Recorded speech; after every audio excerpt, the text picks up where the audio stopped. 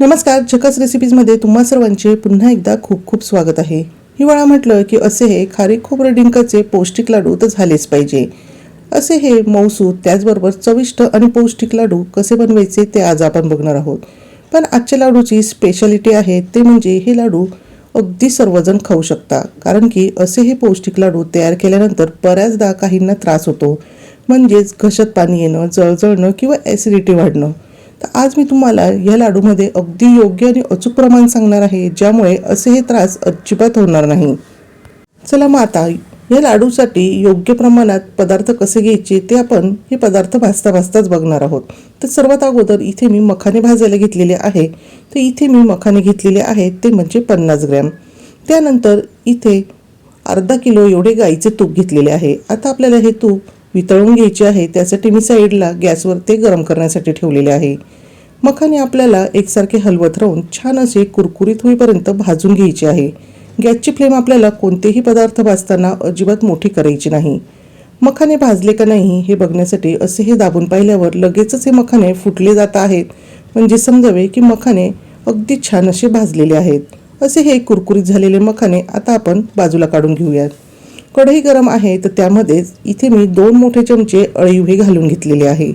आता अळीव हे खूप जास्त प्रमाणात उष्ण असतात, त्यामुळे याचे प्रमाण आपल्याला थोडेसे जपून घालायचे आहे. त्यानंतर इथे मी 2 मोठे चमचे खसखससुद्धा घालून घेतलेली आहे आणि याचे प्रमाण म्हणजे 50 ग्रॅम इथे मी अळीव घेतलेली आहे आणि 50 ग्रॅम एवढी खसखस घेतलेली आहे. अळीव छान अशी तडतडेपर्यंत आपल्याला गॅसची फ्लेम अगदी लो ठेवून भाजून घ्यायची आहे. आता इथे अळीवाचे प्रमाण मी मुद्दामच थोडेसे कमी घेतलेले आहे, कारण की हे लाडू मी सर्वांना खाण्यायोग्य असे बनवणार आहे. जर आपण इथे अळीवाचे प्रमाण खूप जास्त घेतले तर अशा वेळेस उष्णतेचा त्रास होऊ शकतो, त्यामुळे आपल्याला याची काळजी घ्यायची आहे. अळीव भाजून झाल्यानंतर बाजूला काढून घेतलेले आहे आणि त्याच कढईत 1 मोठा चमचा तूप घातलेला आहे आणि त्यामध्ये 150 ग्रॅम बदाम आणि 150 ग्रॅम काजू घालून घेतलेले आहे. हे सुद्धा आपल्याला गॅसची फ्लेम मीडियम ठेवून छान असे भाजून घ्यायचे आहे. प्रत्येक पदार्थ भाजताना आपल्याला अजिबात घाई करायची नाही. छान हे व्यवस्थित भाजले गेले की लाडूसुद्धा अगदी जास्त दिवस टिकतात. काजू बदामाचा हलकासा रंग बदलेपर्यंत आपण हे काजू बदाम भाजून घेणार आहोत. तर हे बघा, खूप सुंदर असे हे काजू बदाम भाजून झालेले आहे. तर लगेचच आपण एका प्लेटमध्ये काढून घेऊयात. आता तूप आपण अगोदरच इथे गरम करून वितळून ठेवलेले होते, त्यामुळे आपला तो वेळ इथे वाचणार आहे. लगेचच आपण त्याच कढईमध्ये पुन्हा एकदा 1 चमचा तूप घालणार आहोत. आपले हे लाडू नेहमीपेक्षा अजूनच जास्त पौष्टिक व्हावे यासाठी इथे मी काही बियांचा वापर करणार आहे. सर्वात अगोदर यामध्ये मी 50 ग्रॅम एवढ्या भोपळ्याच्या बिया घालून घेणार आहे. त्यानंतर यामध्ये मी 50 ग्रॅम एवढे घालून घेणार आहे ते म्हणजे मगज बी, आणि यामध्येच मी 50 ग्रॅम अक्रोडसुद्धा घालून घेणार आहे. आता इथे तुम्ही या बियांचे प्रमाण तुमच्या आवडीनुसार कमी अधिक करू शकतात. या बिया भाजताना सुद्धा आपल्याला गॅसची फ्लेम मीडियम टू लो ठेवायची आहे आणि त्यावर ह्या बिया खमंग अशा भाजून घ्यायच्या आहे. जसजशा ह्या बिया भाजायला सुरुवात होते तशा त्या फुलायला सुद्धा सुरुवात होते, म्हणजे समजावे की आपल्या ह्या बिया छान अशा भाजल्या गेलेल्या आहेत. आता भाजून घेतलेल्या बिया मी पुन्हा एका प्लेटमध्ये काढून घेणार आहे आणि कढईमध्ये आता आपल्याला थोडेसे जास्त तूप हे घालून घ्यायचे आहे, कारण की आता आपल्याला यावर डिंक हा तळून घ्यायचा आहे. यासाठी इथे मी 200 ग्रॅम एवढा असा हा बारीक डिंक घेतलेला आहे. खूप जास्त जाड डिंकाचे खडे असलेला डिंक इथे आपल्याला वापरायचं नाही, कारण की असा हा डिंक तळायला वेळ लागतो आणि आतपर्यंत काही वेळेस तो व्यवस्थित तळला जात नाही. दुसरी महत्त्वाची टीप म्हणजे तूप आपल्याला व्यवस्थित गरम करून घ्यायचे आहे. तूप हे व्यवस्थित गरम झाल्यानंतरच आपल्याला यामध्ये डिंक हा तळायचा आहे. तर इथे तूप छान असे गरम झालेले आहे आणि त्यावर डिंक घातल्यानंतर लगेचच तो छान फुललेला आहे, म्हणजे समजावे की आपले हे तूप अगदी व्यवस्थित गरम आहे. जर तूप व्यवस्थित गरम नसेल तर अशा वेळेस डिंक हा व्यवस्थित फुलला जात नाही आणि आतल्या बाजूने तो कच्चा राहतो. डिंक तळताना अजून एक महत्त्वाची टीप म्हणजे गॅसची फ्लेम मीडियम ठेवूनच आपल्याला हा डिंक तळायचा आहे. तर इथे तुम्ही बघू शकता की डिंक खूप छान असा फुललेला आहे. डिंक हा तळताना आपल्याला तूप जेवढे गरम करणे महत्त्वाचे आहे तेवढाच तो डिंक आतपर्यंत तळणे सुद्धा खूप महत्त्वाचे आहे. जरी हा डिंक वरतून फुललेला दिसला तरी सुद्धा आपल्याला व्यवस्थित आतपर्यंत तळेपर्यंत तो असा हा तुपामध्ये परतवून घ्यायचा आहे. याच पद्धतीने मी बाकीचा सर्व डिंक हा तळून घेतलेला आहे. आता याच कढईमध्ये पुन्हा मी 2 मोठे चमचे तूप हे घालून घेतलेले आहे आणि त्यानंतर यामध्ये मी गव्हाचे पीठ घालणार आहे. गहू हे मी छान खमंग भाजून घेतले आणि त्यानंतर जाडसर असे गिरणीमधून दळून घेतलेले आहे. तर इथे मी 250 ग्रॅम एवढे गव्हाचे पीठ घेतलेले आहे. आता या लाडूमध्ये गव्हाचे पीठ घालणे पूर्णपणे ऑप्शनल आहे, पण गव्हाचे पीठ घातल्यामुळे लाडू हे खूप छान चविष्ट बनतात. त्याचबरोबर लाडूला बाइंडिंगसुद्धा छान येते आणि गव्हाचे पीठ घातल्यामुळे हे लाडू जास्त कोणाला बाधत नाही, म्हणजे हे लाडू खाल्ल्याने कोणाला जास्त त्रास होत नाही. गॅसची फ्लेम मीडियम टू लो ठेवून आपल्याला हे पीठ पुन्हा छान असे खमंग भाजून घ्यायचे आहे. साधारणतः 5 ते 7 मिनिटांमध्ये हे पीठ छान भाजले जाते. आणि इथे तुम्ही बघू शकतात की आपण लाडू तयार करण्यासाठी हे सर्व जे पदार्थ घेतलेले होते तर ते छान असे भाजून आणि तळून इथे तयार झालेले आहे. डिंकसुद्धा छान असा तळलेला आहे. त्याचबरोबर वेगवेगळ्या बिया, ड्रायफ्रूट्स इथे मी तळून घेतलेले आहेत. आता आपल्याला काय करायचे आहे तर डिंक एखादा वाटी, फुलपात्र अथवा तांब्याच्या साहाय्याने असा हा हलकासा कुस्करून घ्यायचा आहे. कारण की मला लाडूमध्ये डिंक जो आहे तर तो अर्धवट असा कुस्करलेला हवा आहे, म्हणजे खाताना या डिंकाचा कुरकुरीतपणा खूप छान लागतो. पण जर तुम्हाला तसे आवडत नसेल तर अशा वेळेस तुम्ही हा तळलेला डिंक मिक्सरमधून दळून त्याची पावडरसुद्धा करू शकतात. डिंक छान तळलेला होता, त्यामुळे फुलपात्राने सुद्धा अगदी पटकन हा डिंक कुस्करला जात आहे. त्यानंतर इथे मी घेतलेली आहे 1 किलो खारीक खोबऱ्याची पावडर. आता याचे हे प्रमाण खूप महत्त्वाचे आहे. इथे मी 750 ग्रॅम एवढी खारीक आणि त्यासाठी 1/2 किलो एवढे खोबरे घेतलेले आहे. असे हे खारीक खोबरे मी गिरणीतून बारीक असे दळून आणलेले आहे. बऱ्याचदा आपण खारीक आणि खोबऱ्याचे प्रमाण हे समप्रमाणात घेतो किंवा खोबरे जास्त आणि खारीक ही कमी घेतली जाते. पण तुम्ही या पद्धतीने प्रमाण घेऊन लाडू नक्कीच बनवून बघा. तुम्हाला हे लाडू खाल्ल्यावर अजिबात कोणत्याही प्रकारचा त्रास होणार नाही.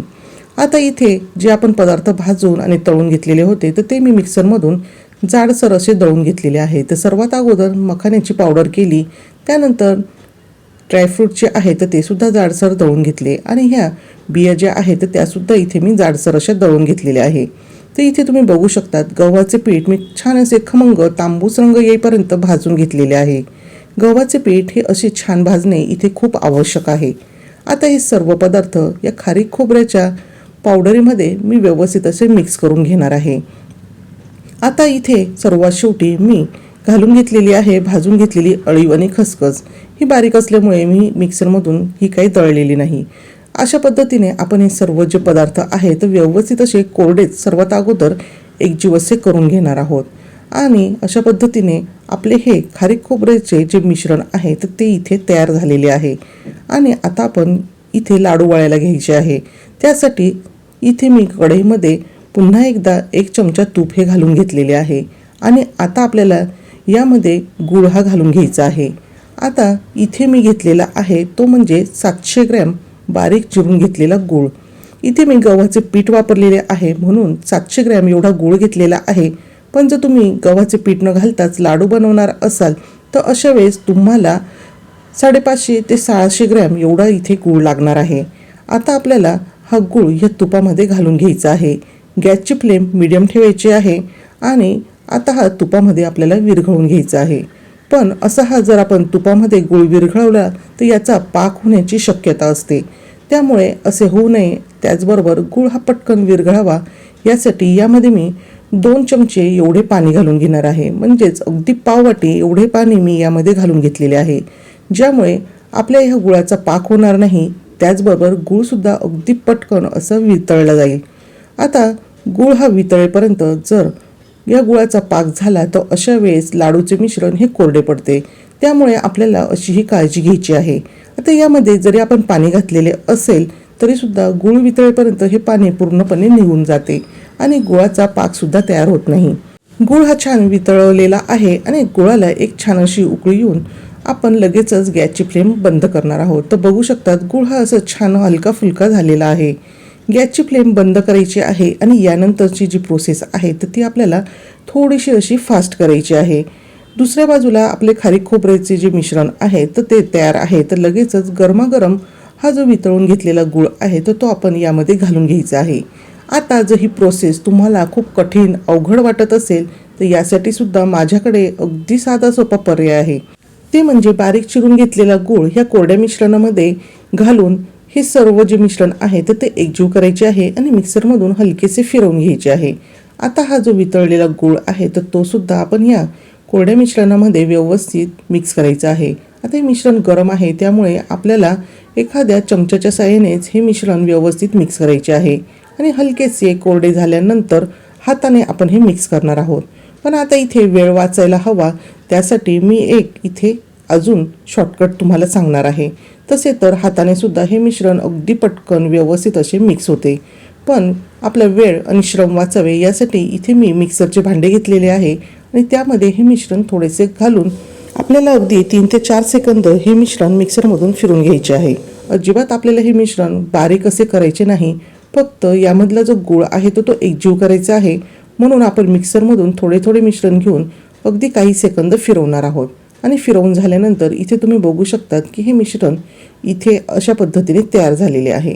आता ह्या प्रोसेसमध्ये तुमच्या लक्षात आलेच असेल की मी इथे डिंक हा मिक्स केलेला नव्हता, कारण की अगोदरच मी तुम्हाला सांगितले की मला लाडूमध्ये हे डिंकाचा छान असा कुरकुरीतपणा हवा आहे, त्यासाठी हा डिंक मी बाजूला ठेवलेला होता।